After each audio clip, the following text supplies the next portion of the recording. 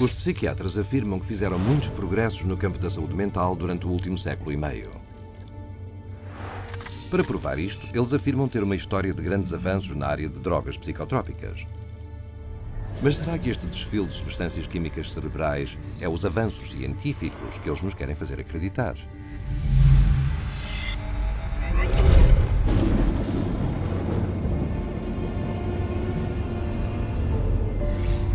A psiquiatria institucional moderna tem dependido das drogas psicotrópicas desde os seus primórdios nos manicômios do século XIX.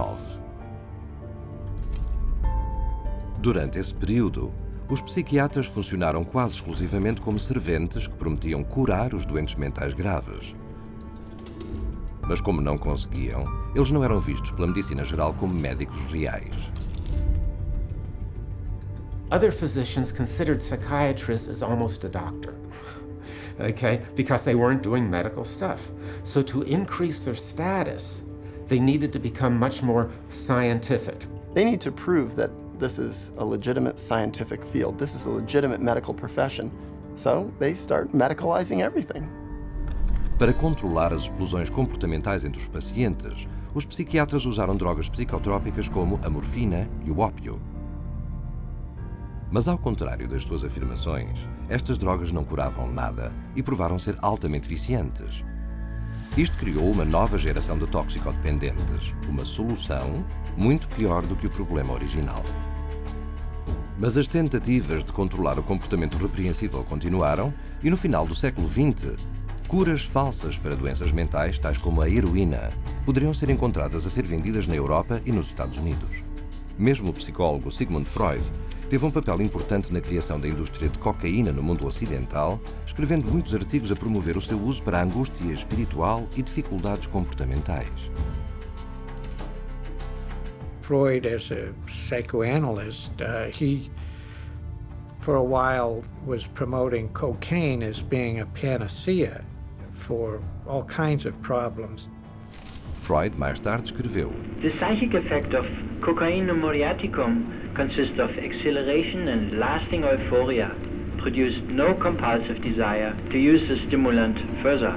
O que Freud não revelou foi um conflito de interesses significativo que envolvia duas farmacêuticas rivais, Merck e Parke-Davis, que lhe pagavam para apoiar os seus respectivos extratos de cocaína.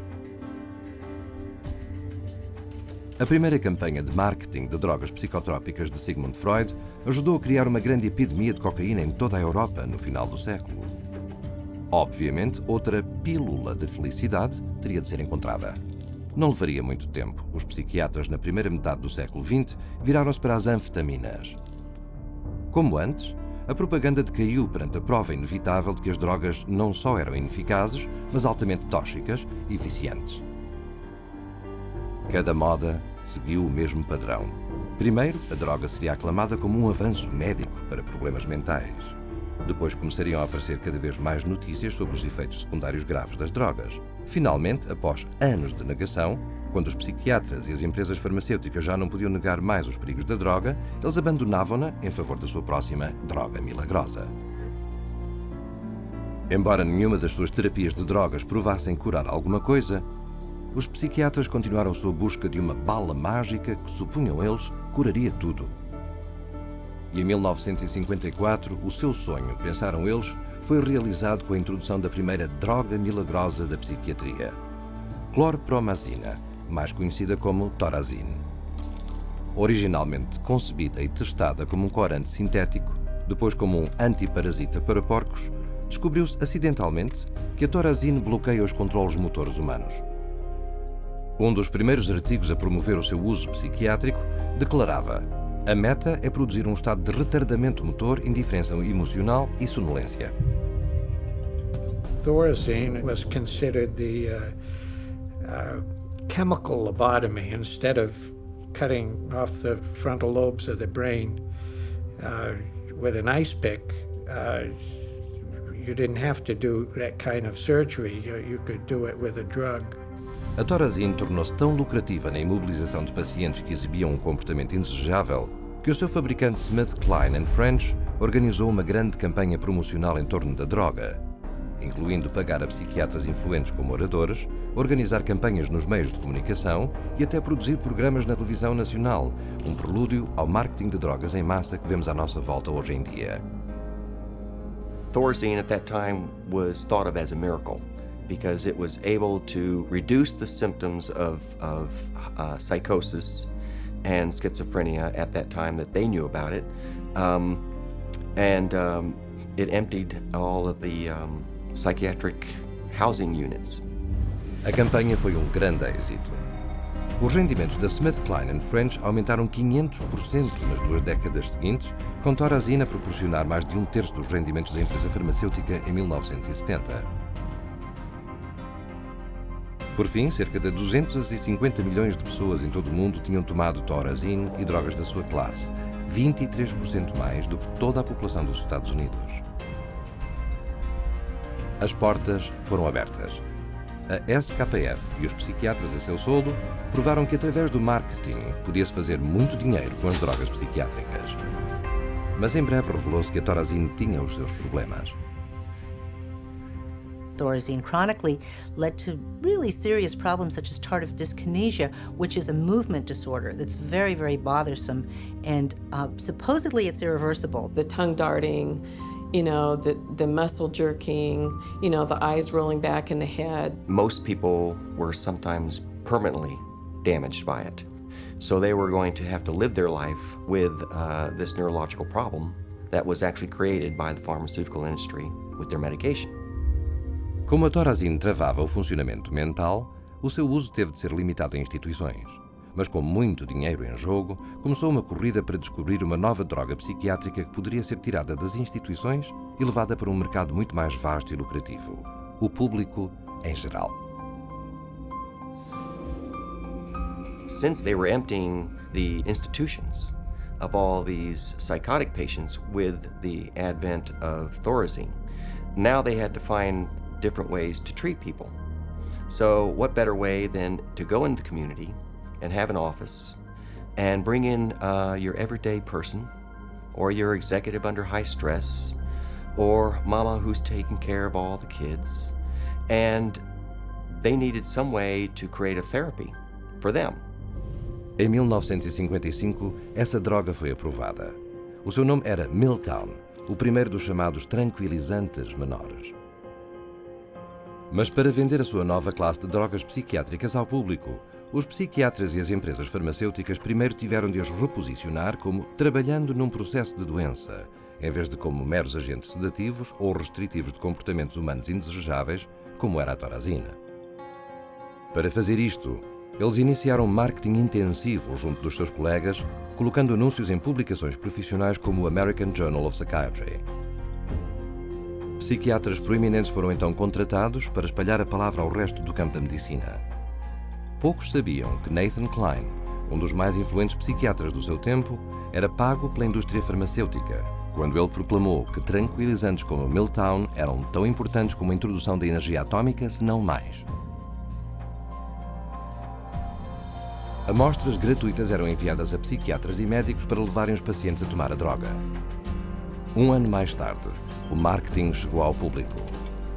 E Miltown, em breve, se tornou a primeira droga psiquiátrica a ser uma campeã de vendas, não só para pessoas encarceradas em manicômios, mas também para o público em geral.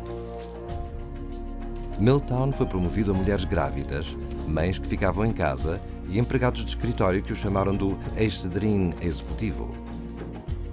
So it opened up a door for community-based mental health, whereby the psychiatrist could then have a role. So they became very closely associated with the pharmaceutical industry, and they were demanding as well to come up with better things for mom and pop and the executive and the superstar Hollywood actress or actor, and soon, it became a fashion to take some of these medications. Na década de 1960, foram passadas 36 milhões de receitas de Miltown só nos Estados Unidos, representando 200 milhões de dólares em vendas, uma quantia inaudita nessa época para qualquer droga psiquiátrica. O sucesso de Milltown levou à introdução de muitas mais drogas psiquiátricas que visavam o público em geral durante a década de 1950 e 60. Uma dessas drogas foi o Valium. Lançado entre os aplausos dos psiquiatras e da imprensa, o Valium era tão amplamente receitado a donas de casa exaustas que até adquiriu uma alcunha, o pequeno ajudante da mãe. Perdidas no meio desta publicidade sensacional, havia provas fortes e bem documentadas de que os tranquilizantes também tinham efeitos secundários graves que afetavam a vida. Milltown, por exemplo, foi rotulado em 1962 pela Comissão de Aconselhamento do Presidente sobre o Abuso de Narcóticos e Drogas como muito mais perigoso e viciante que a cocaína ou a metanfetamina, e caiu rapidamente em desuso. Mas a comunidade psiquiátrica ignorou estes avisos. A caixa de Pandora tinha sido aberta com as suas novas pílulas. Eles já não eram cuidadores das pessoas insanas, eles eram médicos reais, administrando drogas aos pacientes. E a sua lógica retrógrada era: se as drogas bloqueavam de facto os sintomas mentais, não estariam elas a tratar alguma doença física no cérebro? Ao fim de poucos anos, esta razão permitiu que a psiquiatria sofresse uma mudança profunda. Os psiquiatras já não eram cuidadores, eles eram médicos. As queixas mentais já não eram fisiológicas, elas eram sintomas de doença. E para tratá-las, os psiquiatras passavam receitas. It's all about money. The use of writing prescriptions and having an income from people coming in and getting their prescriptions and this, that, and the other is what revived the psychiatric community. It was the thing that put them back where they were earning money again. O negócio estava a ir tão bem que um grupo de psiquiatras proeminentes encontrou-se em Porto Rico em 1967 para planear a expansão do uso de drogas psicotrópicas até ao ano 2000. De acordo com o psiquiatra organizador Dr. Wayne O. Evans, psychomedication is now an accepted way of life, and the search for the just right pill has become the goal for many people. No início da década de 1980, o Valium tornou-se a droga mais receitada no mundo ocidental. Só em 1978 foram vendidas quase 2,3 mil milhões de pastilhas, o suficiente para medicar metade da população da Terra. O negócio das drogas psicotrópicas ficou tão fora de controlo que em 1979, numa audiência sobre o uso e abuso de benzodiazepinas, um senador dos Estados Unidos comentou que the whole pitch appears to be to sell, market, sell and market. Mas ainda estavam para vir maiores coisas. The next drug that became a rage was Prozac. And of course, Prozac was not for anxiety, but for depression. And all of a sudden, the diagnosis of depression starts multiply. The number of people who are diagnosed as being depressed starts multiplying substantially.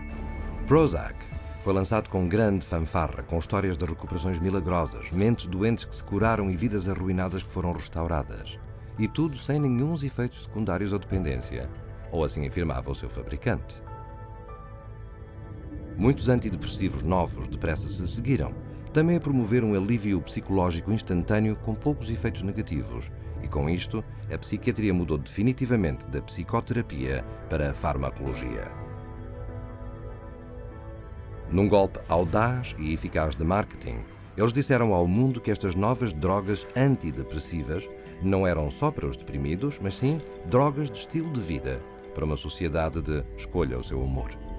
Mas quase de imediato surgiram provas de que estas afirmações de segurança e eficácia universais estavam muito longe da verdade. The adverse side effects of this class of drugs includes things like sexual dysfunction, agitation, facial involuntary movements of the face. Some of the psychiatrists in their books describe the tongue darting in and out of the mouth as an adverse side effect of SSRI drugs. Ao fim de 10 anos, os detalhes chocantes de efeitos secundários como a violência e o suicídio não podiam continuar a ser ignorados. Com uma estimativa de cerca de 3,9 milhões de eventos adversos só no Prozac. Foram emitidos avisos de rótulos negros, alertando o público para os riscos significativos de violência e suicídio, uma vez mais sob grandes protestos de empresas farmacêuticas e da psiquiatria organizada. Mas quando as patentes de antidepressivos expiraram, previsivelmente, os psiquiatras e fabricantes de drogas admitiram a verdade. Mas agora eles afirmam que aqui está um novo avanço científico que irá mudar tudo. Uma nova classe de drogas chamadas o antipsicótico atípico, recentemente aprovada para tratar tanto a esquizofrenia como uma desordem mental obscura chamada desordem bipolar. De repente, o diagnóstico de desordem bipolar tornou-se a moda, com taxas de diagnóstico a aumentar milhares de pontos percentuais numa questão de anos. What is clear is that the patents run out, and the drug companies are always looking to maximize their profits, so they research new drugs, and they can keep them patented for about 17 years and charge monopoly prices, and then when the patent wears off, often the next one comes along. No entanto, pouco depois os antipsicóticos atípicos, como todos os seus predecessores, revelaram ter efeitos secundários nefastos e até mesmo fatais, como a obesidade, diabetes e problemas cardíacos, com uma eficácia questionável e uma dependência quase certa. Pharmaceutical companies are trying to get away from the old style Thorazines and into the new antipsychotics. And we know that they're no better. So today's new and improved antipsychotic is no better than the old Thorazine, which was the miracle drug for psychiatry. Hoje, o mesmo ciclo continua, com coberturas mediáticas de novos tratamentos químicos promovidos como avanços. Mesmo alucinogénios como o LSD e ecstasy estão agora a ser testados para futura prescrição psiquiátrica. Psychiatry has a wonderful history of coming up with one label after another, all to cover up their own inadequacies and their own inability to get a product, which means to cure somebody or to truly honestly help somebody. So their solution is always, let's come up with another syndrome that person has. It's one alphabet soup label after another. And just when the public starts catching on to that the experts may be telling us a story, we move on to the next realm of drugs. Psychiatry has become basically pharmaceutical management in America. That's what psychiatrists do. If you went to a surgeon, you would expect to get cut. If you go to a psychiatrist, you expect to get medicated. That's what psychiatrists do. Século e meio depois, duas perguntas permanecem. Onde está a ciência que apoia a psiquiatria? E durante quanto mais tempo é que o público continuará a ser enganado com esperanças falsas, propaganda e mentiras flagrantes?